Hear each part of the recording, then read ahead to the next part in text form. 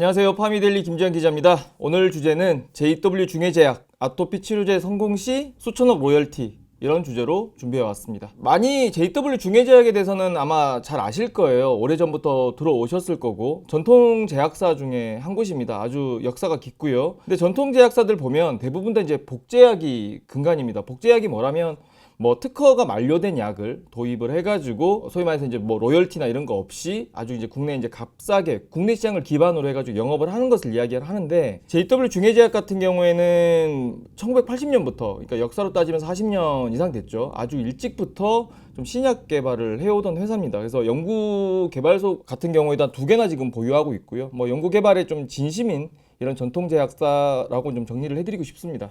아마 주변에서 아토피 때문에 고생하는 환자들 많이 접하실 거예요. 그래서 보면 많이 긁기도 하고요. 증상이 좀 가벼우신 분들은 보습제나 이런 거 좀 바르시는데 아마 좀 증상이 좀 중증 이상이신 분들은 소위 말해서 스테로이드도 좀 맞으시고 그런 분들 아마 많이 접하실 건데 아토피의 대표적인 증상은 가려움증이고요. 염증이 이제 반복되고 있고 계속 긁어서 생긴 상처에 그 염증하고 또 진물이 발생이 되고요. 또 그 염증이 생기다 보니까 또 2차 감염도 이어지고 사실 계속 악순환이 반복되는 그런 질병이거든요. 그래서 사실 사람이 계속 긁다 보면 잠을 못 자잖아요. 여름에 우리 모기한테 물리거나 긁다 보면 잠 못 자는 경험 있으실 텐데 이게 1년 내내 이어진다고 생각하시면 돼요.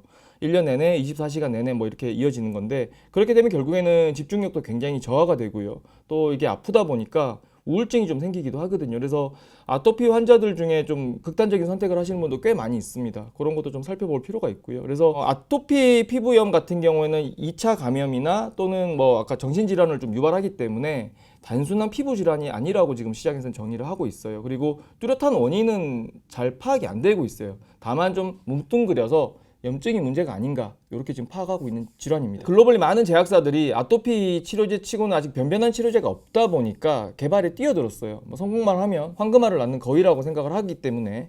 근데 이제 중해제약 아토피 치료제 같은 경우에는 일찍부터 좀 개발이 됐고요. 2018년에 덴마크의 피부질환 전문 제약사 레오파마라는 곳이 있습니다. 여기에 4억 200만 달러 지금 원화로 환산하게 되면 한 5,200억 정도. 그때 당시에 원달러 환율이 좀 낮았는데 수출 당시에 그때도 4천억 이상의 가격으로 기술 수출이 됐어요. 그래서 이 약 같은 경우에는 후보물질 단계에서 수출이 돼서 임상 1상을 끝냈고 지금 이제 임상 2상을 2021년 12월 그러니까 1년 한 반 정도 됐나요? 그때 이제 임상 2상을 개시했고 올해 임상 2상이 끝납니다. 그리고 결과도 연내 나올 것으로 예상이 되고 있습니다. 그러니까 지금까지 개발됐거나 개발 시도되고 있는 약들의 그 특징이 뭐냐면 일단 아토피의 원인이 염증이다 라고 생각해서 염증을 좀 줄여보자. 그러면 좀 덜 긁겠지라고 생각을 하는 거예요. 그래서 그런 접근법으로 지금 염증 완화제, 염증을 좀 줄여주는 그런 치료제를 거의 만들어 왔어요. 근데 이제 중해제약 같은 경우에는 이 가려움증의 주범이 뭐냐? 히스타민이라는 게 있거든요. 소위 말해서 비만세포, 체구가 좀 있으신 분들한테 좀 많이 좀 분비가 되는 그런 물질인데 그게 사실 가려움증의 주범인데 이걸 직접적으로 좀 타깃하겠다. 그러니까 소위 말해서 이 히스타민을 좀 제거를 하거나 없애거나 덜 생기게 하는 그런 방향으로 좀 가서 좀 덜 긁게 해서 아토피를 좀 근본적으로 한번 좀 치유해 보겠다. 이런 접근법으로 지금 치료제를 개발하고 있습니다. 이거 복잡하게 너무 설명드리면 이게 너무 어려워지고요. 표를 하나 가지고 왔습니다. 히스타민 종류가 4가지가 있어요. H1, H2, H3, H4. 근데 이제 실질적으로 아토피에 관련되어 있는 히스타민은 히스타민 H4예요. 이 H4를 어떻게 제어할 수 있는지에 대해서 아직 이제 많은 제약사들이 시도를 했지만 개발을 못한 거고 그런 과정에서 JW 중해제약이 좀 의미 있는 어떤 그런 성과를 내고 있는 거고요. 보면 H1 같은 경우에 이제 알레르기성 비염이잖아요. 그래서 코 쪽에 있어가지고 이걸 좀 타깃해 갖고 지르텍이라는 약이 나왔고 위쪽에 있는 히스타민 H2 같은 경우에는 위염이나 위궤양의 원인이 되니까 이걸 좀 타깃해 가지고 잔탁이라는 우리가 잘 알고 있는 이런 약들이 나와 있거든요. 하지만 아토피에 영향을 주는 히스타민 H4 같은 경우는 아직 타깃하는 그 표적하는 치료제가 없습니다. 그래서 요것만 제어를 할 수 있다라면 아마 아토피 치료제 시장의 판도는 굉장히 많이 바뀔 수 있다. 이렇게 정리를 해드리겠습니다. 글로벌리 많은 이제 제약사들이 그 히스타민 H4를 제어만 할 수 있다라면 통제만 할 수 있다라면 아토피 피부염을 근본적으로 해결할 수 있다고 생각은 하고 있지만 소위 말해서 좀 진척된 그런 결과를 내놓지는 못하고 있거든요. 그런 상황에서 JW 중해제약 같은 경우에는 히스타민 H4를 좀 제대로 표적하고 있고 치료제 중에서는 거의 최초의 타이틀을 얻을 가능성이 굉장히 높은 치료제 이렇게 정리하는 게 가장 정확할 것 같습니다. 일단 이론적으로는 굉장히 뭐 간단 심플한데 H4 히스타민만 뭐 표적에서 이것만 생기지 않게 하면 아토피가 생기지 않겠네, 긁지 않겠네 라고 이제 생각을 하는데 생각보다 이게 쉽지 않은 것 같아요. 소위 말해서 세포 대 세포, 뭐 단백질 대 단백질 요렇게만 실험실에서 하게 되면 그건 굉장히 쉬운데, 이게 이제 몸 안에 있는 거를 표적한다라고 하면 이게 사실 우주거든요. 우주 안에 수많은 어떤 영향을 받는 과정에서 그것만 정확하게 타깃 돼가지고 없앤다라는 게 쉽지가 않습니다. 그래서 여러분들 많이 아시는 존슨 앤드 존슨, J&J라고 그러죠. 얀센. 뭐 여기서도 아토피 치료제 이제 임상 시도했다가 같은 기전으로 했어요. H4 없애는 거. 근데 이제 부작용이 너무 많이 나오는 거예요. 그래서 개발 중단을 했고요. 화이자의 이제 산하 기업이 있습니다. 지아코라고. 이 회사 역시 H4 표적해가지고 임상했는데 실패했습니다. 그래서 투약군하고 그다음에 이제 대조군, 소위 말해서 위약군이라고 하는데 약을 투약받지 않은 환자들 사이에 가려움증 감소에서 크게 차이가 나지 않은 거예요. 그러니까 실험실 단에서는 굉장히 잘 됐는데 몸 안에 집어넣어 보니까 이제 기대했던 결과가 나오지 않은 거죠. 그래서 그 지아코라는 회사는 지금 노바티스에 또 핀수가 됐고, 노바티스는 좀 새로운 디자인으로 한번 해보자 해서 좀 진행을 하고 있는데, 역시나 뭐 글로벌 제약사들이 많이 뛰어들었지만 변변찮은 결과는 없다. 좀 눈에 띄는 그런 성과는 내지 못했다.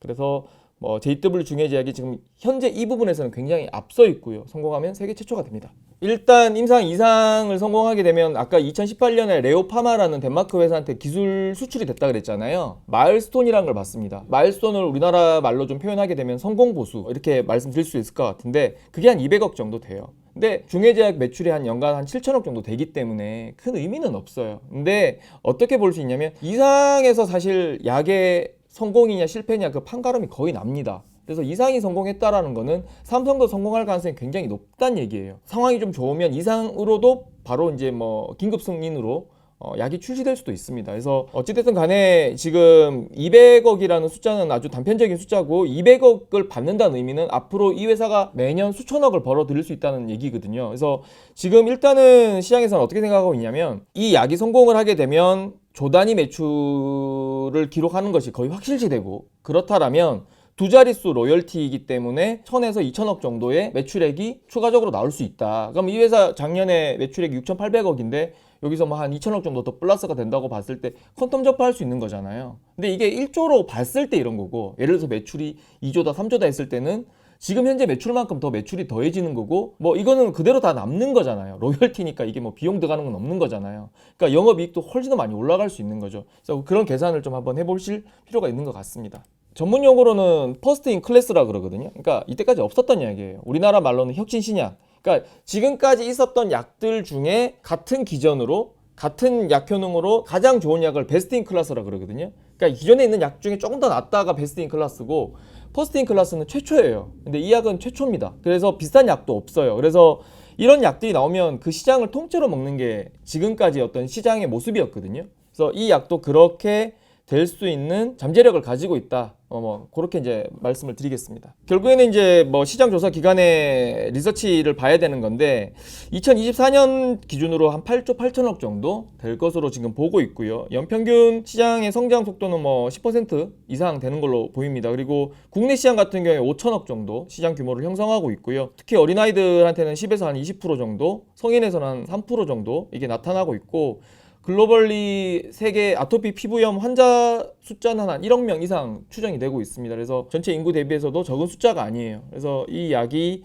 나온다라면 중해제약은 정말 몇 단계 이상 도약할 수 있는 그런 계기가 만들어질 수 있다. 그렇게 판단됩니다. 이게 지금 기술 수출 규모를 한번 생각을 해봐야 돼요. 임상이라는 게 이제 맨 처음에 이제 뭐 후보 물질을 만들어내게 되면 동물 실험을 하게 되고, 동물 실험에서 이제 성공을 하게 되면 사람한테 가서 1상 안전성 테스트를 하게 되고 2상 유효성 테스트를 하게 되고 좀 더 확장을 해가지고 임상 3상을 거쳐서 거기서도 성공을 하게 되면 약이 상업화가 됩니다. 근데 동물 실험 직후에 5천억 규모의 어떤 그 기술 수출을 했다라는 거는 굉장히 큰 규모입니다.